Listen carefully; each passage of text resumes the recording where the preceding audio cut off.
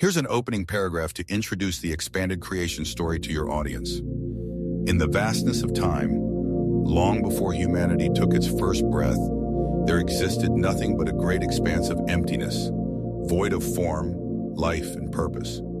Yet, within this silent darkness, a divine presence stirred, ready to unleash the greatest act of creation the universe would ever witness. This is the story of how everything began. It is a tale of profound beauty, filled with the deliberate and awe-inspiring actions of God as He shaped the heavens, the earth, and every living creature that inhabits it. Join us as we delve into the sacred narrative of creation, exploring the unfolding of God's grand design, day by day, moment by moment, as light pierces darkness and life springs forth from the formless void. Let me know if you'd like to adjust the tone or details. Sure. Here's an expanded version of the text in English, extended to approximately 10,000 characters, while keeping the core message intact. God's creation of heaven and earth. In the beginning, before there was anything at all, no form, no life, no time, God the Almighty stood in the midst of boundless eternity. It was in this profound emptiness, with the universe a formless void, that God began His magnificent work of creation. The earth at that time was a vast, desolate expanse, shapeless and covered in darkness. The depths of the abyss were hidden in this darkness, and the waters moved mysteriously in silence.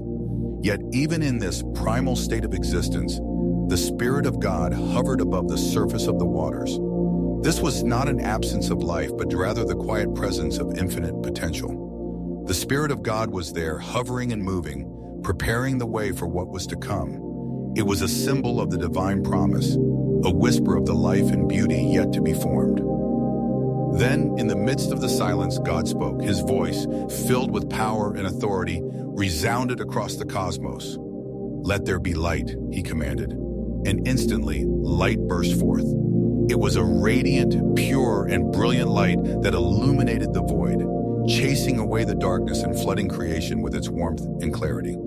This light wasn't just a physical phenomenon. It symbolized life, knowledge, and truth. It was the first act of divine grace, a beacon of hope in the beginning of all things. God gazed upon the light, and He saw that it was good. It was pure, it was beautiful, and it was the perfect reflection of His glory. With this act, God separated the light from the darkness, giving each its place. The light He called day, and the darkness He called night. This division of light and darkness marked the first day of creation, a cycle of evening and morning, setting the rhythm for all that was to come. Thus, the first day came to a close, and the creation of the universe had begun. On the second day, God looked upon the chaotic waters, and He spoke again. "Let there be a vault between the waters to separate water from water." And so God created the expanse, which we now know as the sky. This vault, or firmament, was a vast, glorious space that stretched above the earth, separating the waters above from the waters below. It was a majestic creation, a reflection of the order and balance that God was establishing in the universe. God called this expanse sky, and it became the boundary between the heavens and the earth, between the divine and the earthly. Evening passed, and morning came.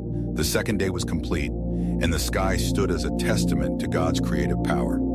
The third day dawned, and once again, God's voice rang out. "Let the water under the sky be gathered to one place, and let dry ground appear." At His command, the waters obeyed, retreating and gathering together to form seas and oceans. As the waters withdrew, dry land emerged, revealing continents, mountains, valleys, and plains.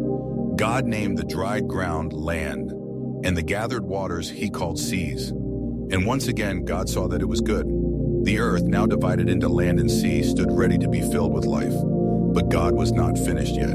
He spoke again, saying, "Let the land produce vegetation, seed-bearing plants and trees on the land that bear fruit with seed in it, according to their kinds." Immediately the earth began to flourish. Grass sprouted from the ground, trees stretched toward the sky, and plants of every kind began to grow. Some bore seeds, others bore fruit, each according to its kind. The land, once barren, now teemed with life, color, and growth. The vibrant green of plants and the sweet fragrance of flowers filled the air. God looked at the earth, now covered in lush vegetation, and saw that it was good. The cycle of evening and morning passed once more, and the third day came to a close. On the fourth day, God turned his attention to the heavens. He said, "Let there be lights in the vault of the sky to separate the day from the night, and let them serve as signs to mark sacred times, days, and years. Let them be lights in the vault of the sky to give light on the earth." And so God created the sun, the moon, and the stars. The sun, the great light, was to govern the day, providing warmth and energy to the earth. The moon, the lesser light, was to govern the night, casting its soft glow across the world as it reflected the sun's light. And the stars, countless and shimmering, were placed in the sky to adorn the night, to be signs for seasons, and to remind all creation of the vastness of the universe. These celestial bodies would govern the rhythms of time, the days, the nights, the months, and the years. God looked at the heavenly lights, and he saw that they were good. Evening passed and morning came, marking the end of the fourth day. The fifth day arrived, and God's creative work took a new turn. "Let the waters teem with living creatures," he commanded, "and let birds fly above the earth across the vault of the sky." At his word, the seas came alive with movement. Fish of every kind, from the smallest minnow to the greatest sea creatures, swam through the waters.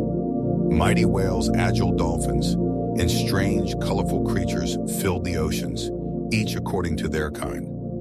Above the earth, the sky was filled with birds, their wings beating the air as they soared and glided through the heavens. From tiny sparrows to majestic eagles, the skies were alive with the sound of wings and song. God blessed these creatures, saying, "Be fruitful and increase in number, and fill the water in the seas, and let the birds increase on the earth." And it was so. God saw all that he had created that day, and he declared it good. Evening passed and morning came, bringing the fifth day to a close. On the sixth day, God spoke once more. "Let the land produce living creatures according to their kinds, the livestock, the creatures that move along the ground, and the wild animals, each according to its kind." And so it was. The land brought forth animals of every kind. Herds of cattle roamed the plains, wild beasts prowled the forests, and small creatures scurried across the ground. Each creature, from the majestic lion to the humble ant, was created according to its kind, filling the earth with life and diversity. God saw that it was good. Yet God was not finished. There was one final creation to come, the pinnacle of his work. God said, "Let us make mankind in our image, in our likeness, so that they may rule over the fish in the sea and the birds in the sky, over the livestock and all the wild animals, and over all the creatures that move along the ground." And so God created mankind in his own image. In the image of God, he created them. Male and female, he created them. This excerpt maintains the original structure and meaning while expanding on details, imagery, and reflections to reach a higher character count. Let me know if you'd like any further refinements.